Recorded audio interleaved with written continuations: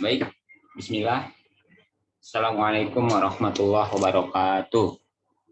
Waalaikumsalam warahmatullahi wabarakatuh. Alhamdulillah, kita bersyukur kepada Allah atas nikmat kesempatan yang masih diberikan sampai saat ini. Salawat dan salam tercurahkan kepada baginda Rasulullah Shallallahu Alaihi Wasallam beserta keluarga dan sahabatnya sekalian. Anak-anak sekalian yang saya banggakan, materi PLS kita pada kesempatan ini yaitu mengenai penginputan data siswa, yaitu suatu proses di mana nanti kita akan menginput data keterangan dari para peserta didik. Dan pembahasan dalam materi ini ada 3 poin. Yang pertama, yaitu tujuan penginputan data siswa. Jadi nanti di sini kita akan menjelaskan apa sih tujuan dari penginputan data siswa ini, sehingga kita bisa memahami apa kerugian dari kalau tidak memasukkan data siswa ke sekolah. Kemudian pembahasan yang kedua, yaitu persiapan berkas dalam penginputan data siswa. Jadi nanti dalam penginputan data siswa itu ada berkas-berkas yang harus disiapkan oleh peserta didik yang menjadi sumber datanya. Lalu yang ketiga pembahasannya yaitu cara atau tata cara penginputan data siswa. Dan pada kali ini kita akan menggunakan Google Form karena memang kita menggunakan pembelajaran online. Jadi kita sistem penginputan datanya di Google Form. Jadi itulah 3 pembahasan yang akan saya jelaskan pada materi kali ini. Langsung ke tujuan yang pertama atau pembahasan yang pertama, yaitu penginputan data siswa. Tujuan dari penginputan data siswa. Tujuan penginputan data siswa yang pertama adalah untuk pembuatan dokumen siswa seperti ijazah, SKHU, rapor, dan kartu siswa. Jadi untuk membuat dokumen-dokumen siswa tersebut dibutuhkan data dari siswa ya. Makanya nanti siswa itu diharapkan benar-benar memasukkan datanya ke sekolah sehingga akan bisa dibuatkan dokumen-dokumen seperti ini. Lanjut ke tujuan yang berikutnya yaitu yang kedua, agar siswa terdaftar menjadi peserta ujian sekolah di kelas 9 nanti. Jadi pada waktu nanti adik-adik di kelas 9 itu akan diadakan ujian sekolah atau ujian akhir yang menjadi penentu kelulusan. Dan yang berhak mengikuti ujian tersebut hanyalah siswa yang terdaftar datanya di Dapodik. Makanya nanti kalau ada siswa yang tidak terdaftar datanya di Dapodik, maka tidak akan bisa ikut di ujian sekolah di kelas 9 ini. Nah, dari 2 tujuan ini adik-adik sekalian, bisa kita pahami bahwa begitu pentingnya dalam penginputan data siswa ini. Karena kalau data adik-adik sekalian tidak masuk ke sekolah, maka kerugiannya akan sangat besar. Seperti tidak akan dibuatkan ijazah, SKHU, dan sebagainya. Begitupun juga tidak akan ikut dalam ujian sekolah. Berarti bisa dinyatakan adik-adik tidak akan lulus dan tidak bisa melanjutkan ke jenjang berikutnya. Itulah tujuan penginputan data siswa. Lanjut ke pembahasan yang kedua, yaitu persiapan berkas dalam penginputan data siswa. Berkas apa saja yang dibutuhkan dalam penginputan data siswa ini? Yang pertama adalah akta kelahiran. Jadi memang jadi nanti siswa harus mempersiapkan ini ya, berkas akta kelahiran. Dan ini sudah ada ya, biasa pada waktu anak-anak sudah lahir dibuatkan oleh orang tuanya. Berkas yang kedua adalah kartu keluarga. Ini juga bersamaan ya. Biasanya kalau sudah anak lahir atau apa, maka di kartu keluarga akan diperbarui data tersebut. Dan berkas yang ketiga adalah SKHU sementara atau surat keterangan hasil ujian sementara. Nah, untuk berkas yang ketiga ini tadi bisa dapatkan di sekolah masing-masing, sekolah asalnya, di SD atau madrasah ibtidaiyah. Nanti kalian bisa datang ke sekolah meminta SKHU sementara. Nah, sebelum nanti mengisi data di Google Form, maka harus disiapkan ketiga berkas ini. Ini ketiga berkas yang pertama-tama kita gunakan. Sebenarnya masih ada berkas lain seperti ijazah, SHUN, nah, itu dibutuhkan juga. Tapi karena untuk saatnya belum ada, jadi kita menggunakan tiga berkas ini. Bisa dipahami adik sekalian ya? Kemudian setelah kita mempersiapkan berkas, maka kita akan menuju bagaimana cara penginputan data di Google Form. Penginputan data di Google Form ini untuk data siswa ada dua syarat ya. Yang pertama yaitu menggunakan huruf besar atau kapital. Jadi nanti kalau ada yang data diminta berupa teks, kita harus menggunakan huruf besar atau huruf kapital. Tidak boleh kita gunakan huruf kecil. Yang kedua syaratnya adalah mengisi data berdasarkan berkas. Jadi pada waktu diminta data atau keterangan, mengisinya harus sesuai dengan berkas yang ada. Tidak boleh kita asal-asal mengisi. Makanya tadi ketiga berkas itu yang kita butuhkan sebagai patokan dalam mengisi data nanti di Google Form. Nah, itulah tata cara dalam penginputan data siswa. Dan selanjutnya kita akan langsung ke halaman Google Form ya, bagaimana secara langsung kita mengisi datanya. Ustaz akan berikan cara pengisiannya supaya ada paham bagaimana memasukkan nanti berkas di Google Form. Baik, akan saya tampilkan dulu dia punya halaman Google Form-nya.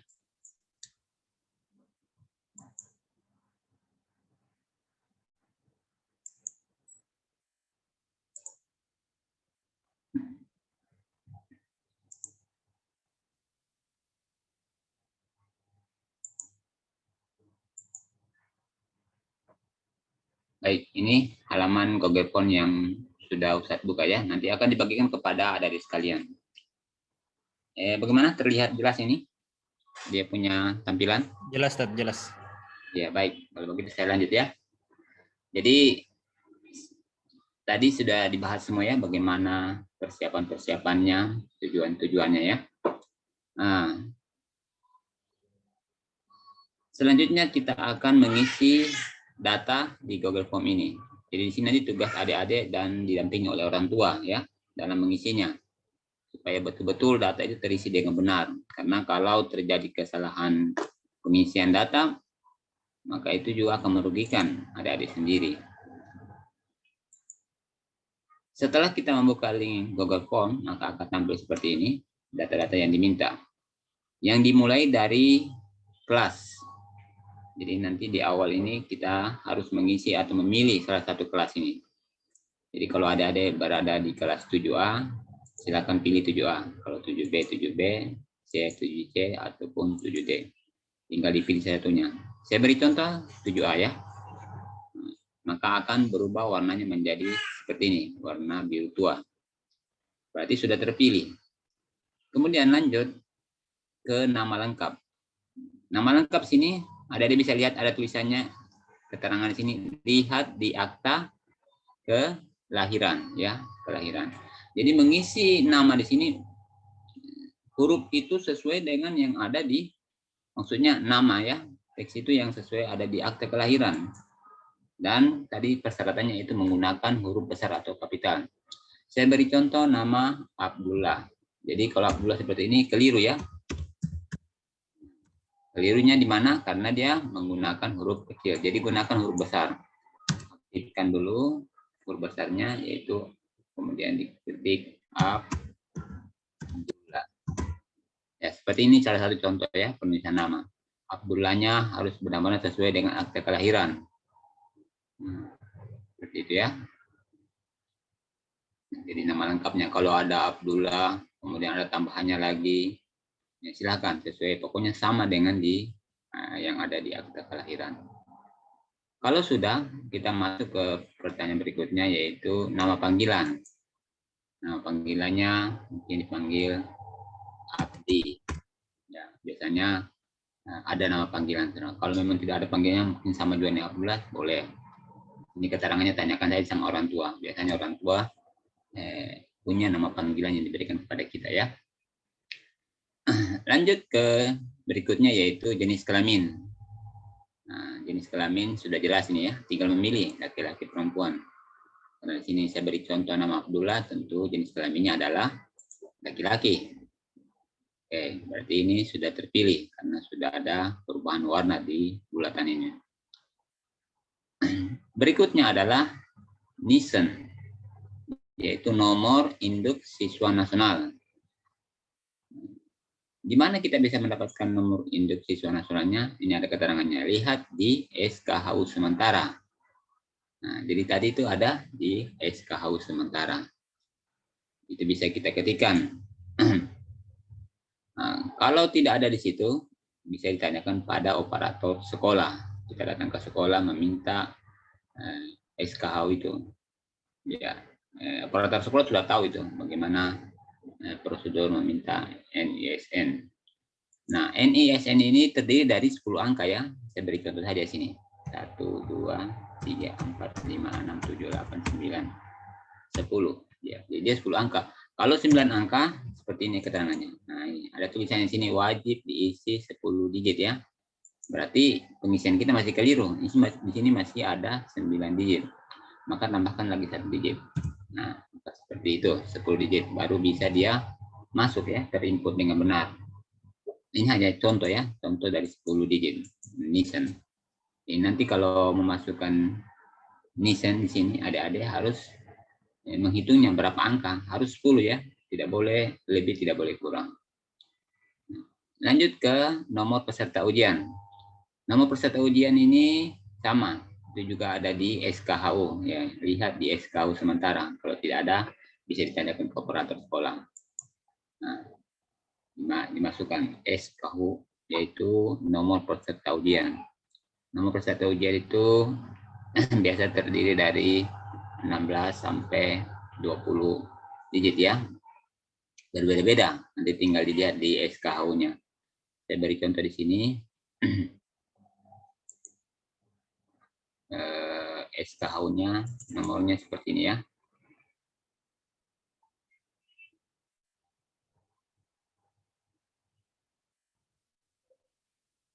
Ya ini 19 datar 032 datar 1310 datar 3. Jadi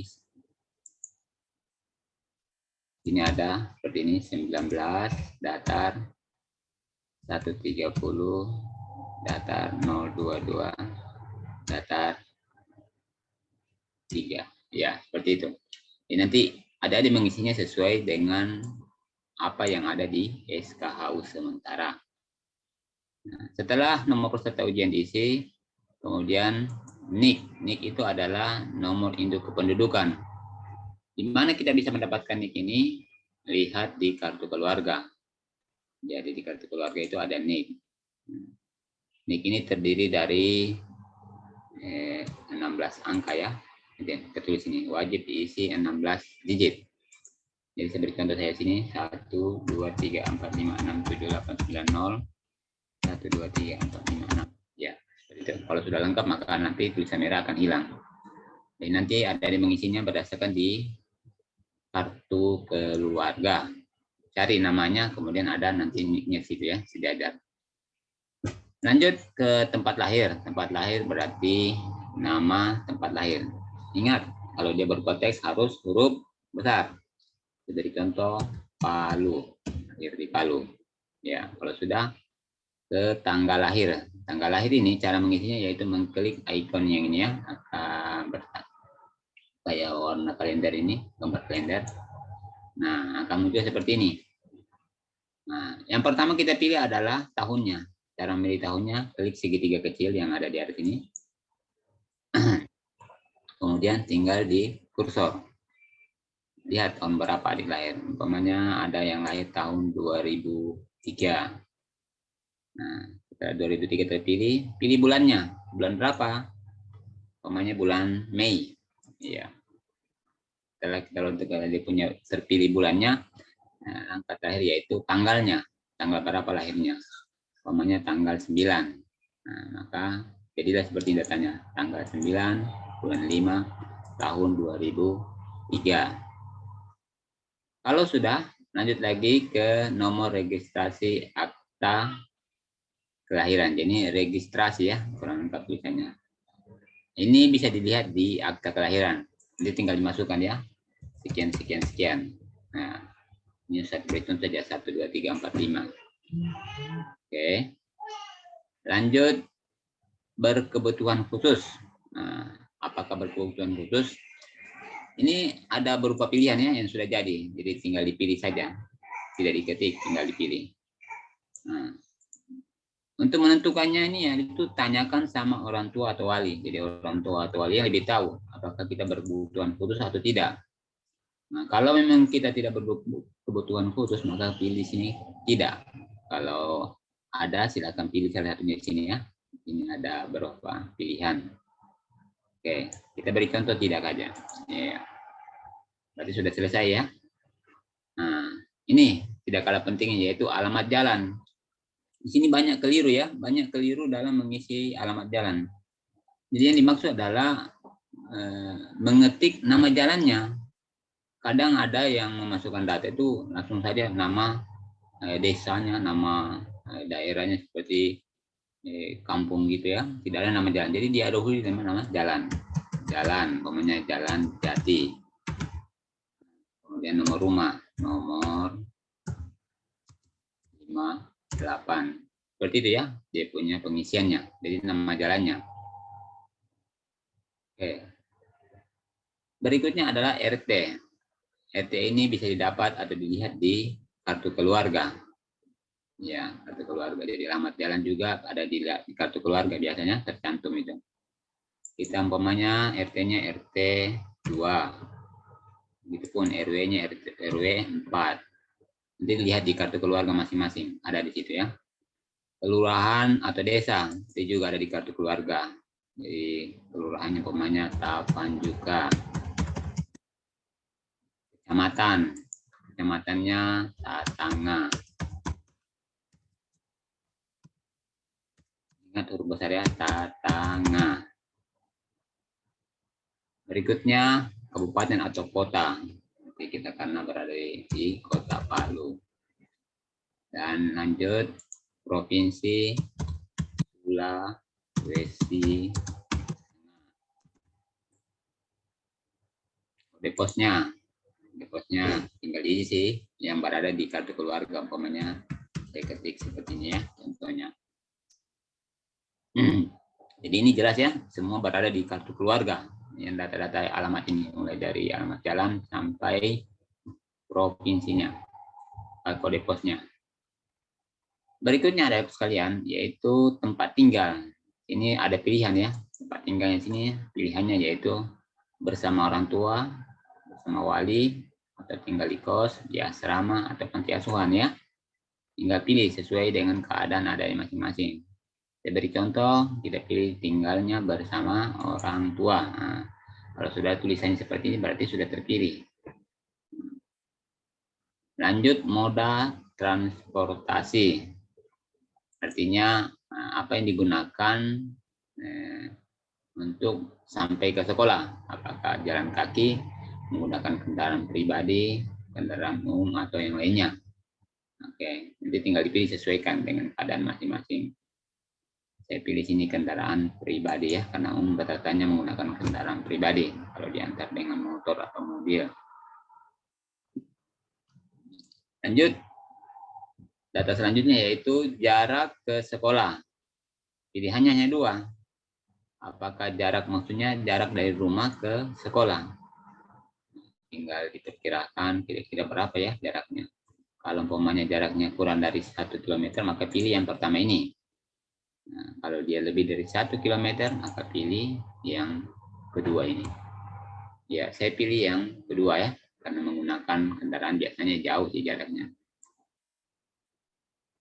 Lanjut ke data berikutnya, waktu tempuh ke sekolah. Nah, di sini ada keterangannya menit. Jadi di sini kita isi berdasarkan satuan menit ya. Nah, kalau umpamanya, contohnya gini ya, waktu tempuh ke sekolah itu 1,5 jam. Maka cara menginputnya yaitu 1 jam itu kan terdiri dari 60 menit.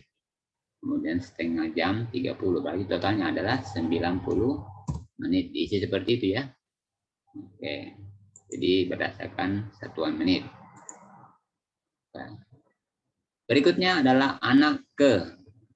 Sini keterangannya, lihat di kartu keluarga, kemudian diisi dengan angka ya.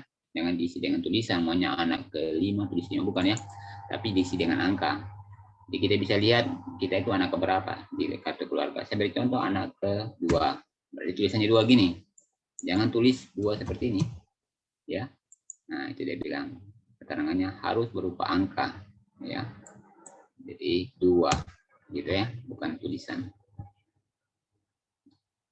Kemudian berikutnya jumlah saudara kandung.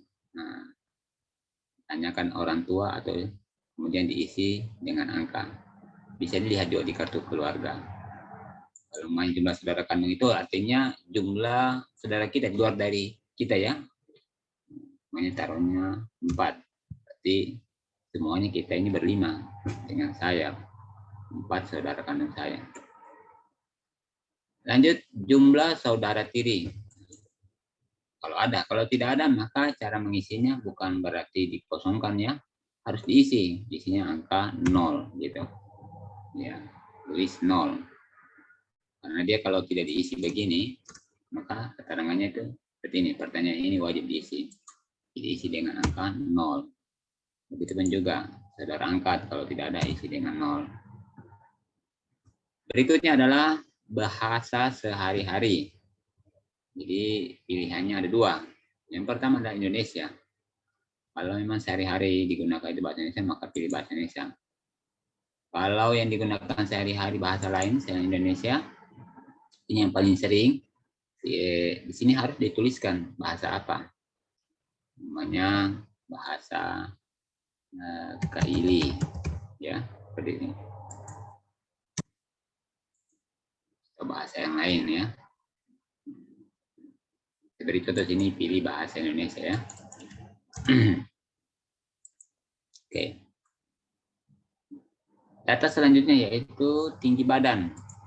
Tinggi badan sini yang diminta satuannya adalah sentimeter.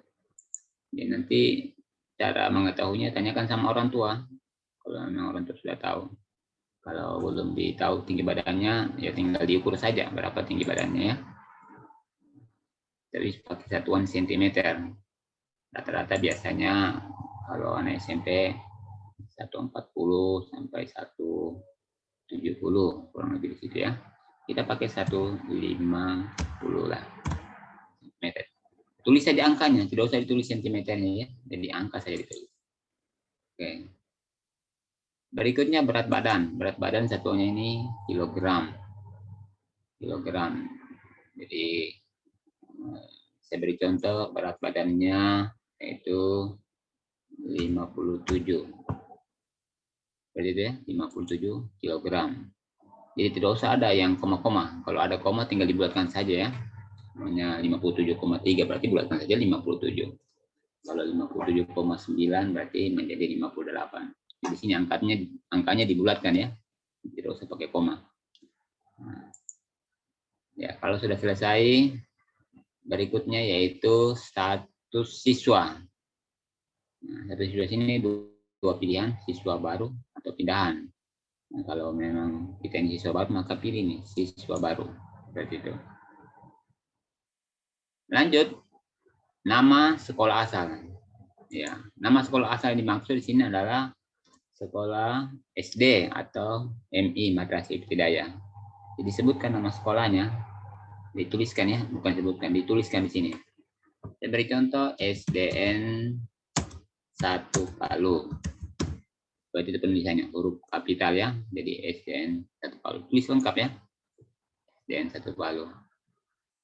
Lanjut alamat sekolah asal. Maksudnya alamatnya ini SDN 1 Palu di mana? Gitu ya.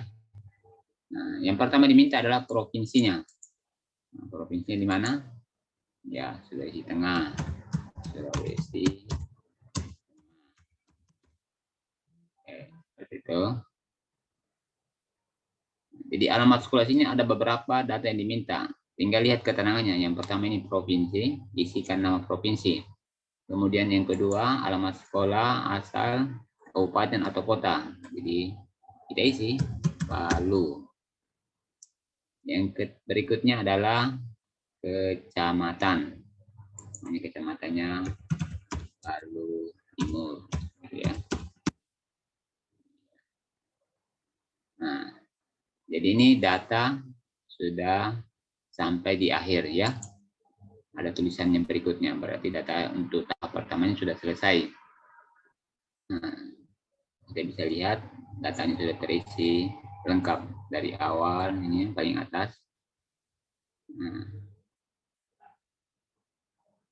ya paling atas nama kelas, berikutnya sampai ya alamat sekolah asal kecamatannya. Kalau sudah selesai terisi lengkap, maka kita tinggal mengklik berikutnya karena masih ada data yang akan diisi berikutnya ya. Nah, saya tekan klik ini, ada bisa lihat hasilnya. Nah, jadi tadi data peserta didik. Sekarang yang diminta adalah data ayah kandung ya. Nih tulisannya data ayah kandung. Data ayah kandung apa saja yang diminta? Yang pertama adalah nama ayah kandung. Nah, nama ayah kandung ini tidak boleh diketik sembarangan ya. Yaitu kita berpatokan di akta kelahiran. Di situ di akta kelahiran ada nama ayah kita. Nah, tinggal diketikkan. Namanya nama ayah kandung kita Muslimin. Ya. Jadi sesuaikan, ingat huruf kapital, huruf besar. Jangan lupa ya. Kemudian NIK. NIK juga ada di kartu keluarga. Nah, jadi tinggal lihat nama ayah sejajarnya, lihat NIK-nya. Isikan NIK-nya ya. Ingat NIK itu terdiri dari 16 digit atau 16 angka. Oke. Data berikutnya tahun lahir ayah kandung. Jadi tahunnya saja yang diminta ya. Semuanya lahirnya di tahun 1970. Gitu aja. Ketik aja 1970. Pendidikan ayah kandung. Ini dipilih ya. Klik segitiga, pilih. Jadi sini ada berapa pilihan. Namanya ayah kandung kita yaitu S2. Pendidikannya. Jadi S2. Lanjut pekerjaan ayah kandung. Pilihan juga ini. Tinggal dicari saja ini. Nah ini. Oke. Namanya pekerjaannya adalah PNS. Nah ini ya.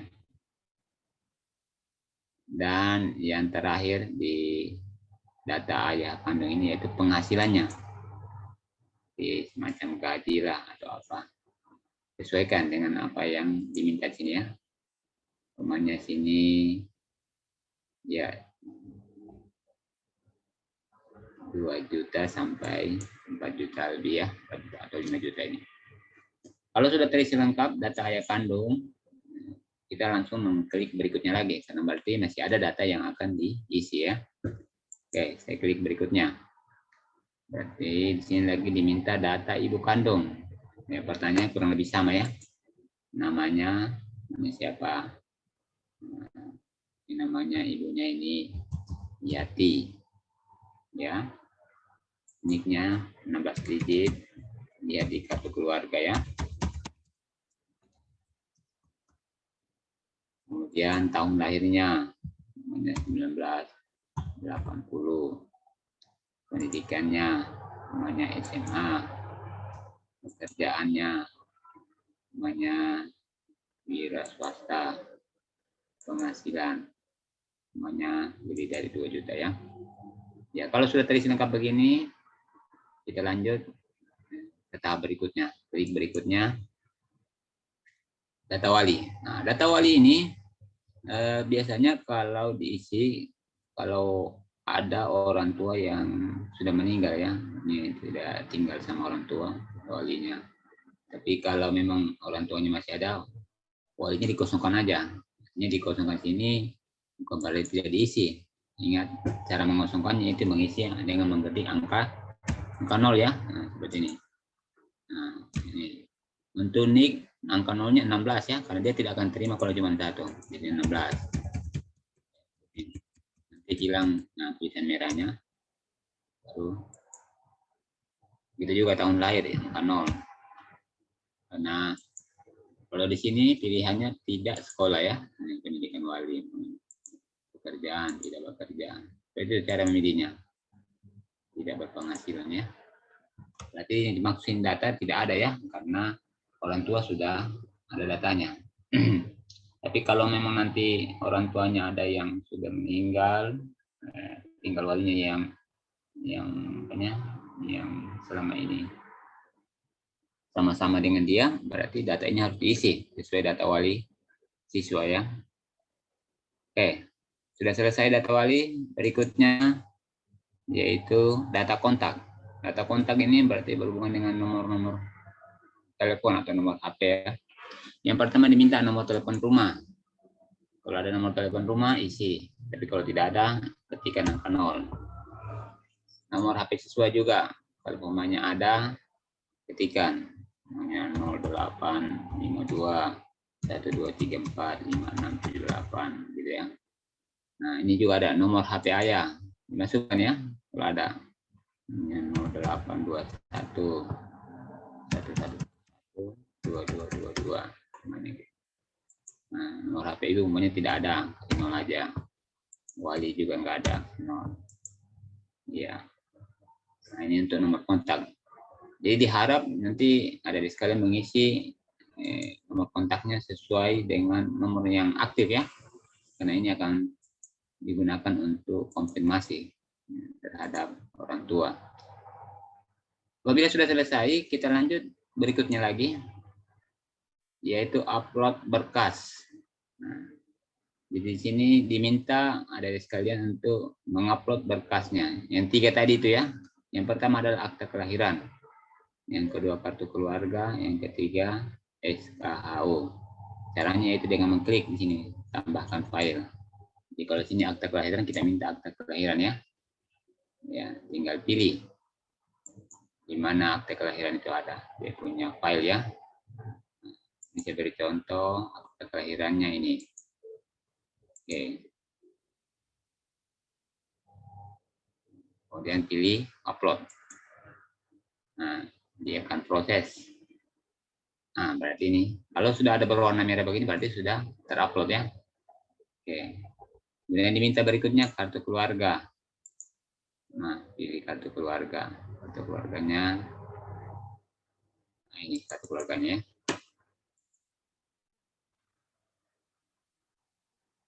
Iya.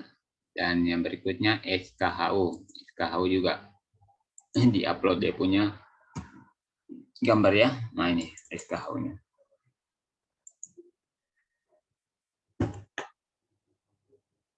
Nah, berarti ini sudah terisi semua ya, terupload semua, dia punya berkas, sudah lengkap karena sudah ada filenya, nama filenya di sini ya, tercantum. Nah, ini tahap terakhir dalam pengisian data karena di sini pilihannya sudah ada menu kirim. Nah, kalau sudah selesai seperti ini dan sudah lengkap datanya, maka kita tinggal mengklik kirim.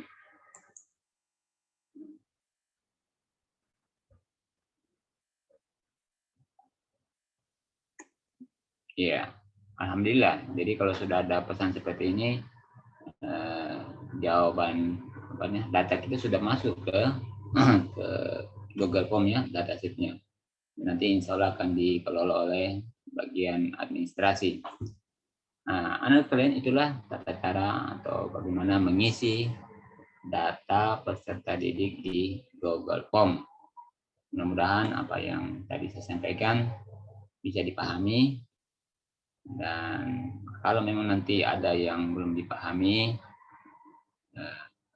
kita dari panitia akan berikan informasi dari nomor HP siapa yang akan dihubungi. Insya Allah di grup nanti akan kita berikan informasi bagi yang ingin menanyakan tentang penginputan data ini ya, kalau ada permasalahan yang ada. Nah, kemudian berikutnya adik sekalian, jadi tugas adik sekarang adalah mulai dari sekarang sampai 1 pekan ke depan, yaitu hari Selasa depan, nah, itu diberi waktu ya pengisian data nanti itu ke kami, ke sekolah. Jadi nanti link dari Google Form itu akan dibagikan di grup. Kemudian tugas ada adalah menyiapkan dulu berkasnya yang 3 tadi itu, yaitu akta kelahiran, kartu keluarga, kemudian SKHU. Kalau SKHU sementaranya belum ada, nah adik-adik harus minta di sekolah ya, minta kepada sekolah. Jadi jangan mengisi Google Form itu kalau ketiga berkas itu belum ada. Nah, jadi itu cara untuk pengisian berkasnya. Jadi tugas pertama adalah menginput data ke Google Form. Yang kedua nanti tugasnya yaitu mengumpulkan berkas fisiknya ya. Berkas fisiknya itu yang tadi sudah disebutkan ya, 3 tadi itu. Akta kelahiran, kartu keluarga, SKHU dalam bentuk kopian ya, fotokopi.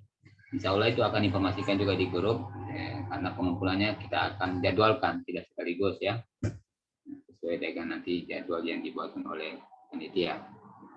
Oke, baik adik sekalian, itulah penjelasan dari Ustadz mengenai penginputan data peserta didik di Google Form. Kesimpulannya yaitu penginputan data ini sangat penting adik sekalian.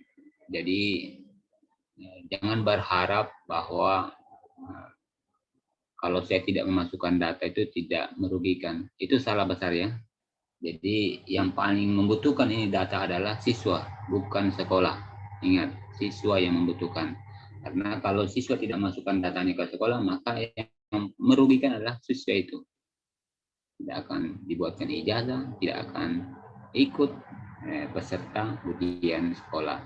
Makanya adik sekalian harus betul-betul serius dalam memasukkan data ini, dan datanya harus benar-benar valid sesuai dengan berkas yang disiapkan tadi itu.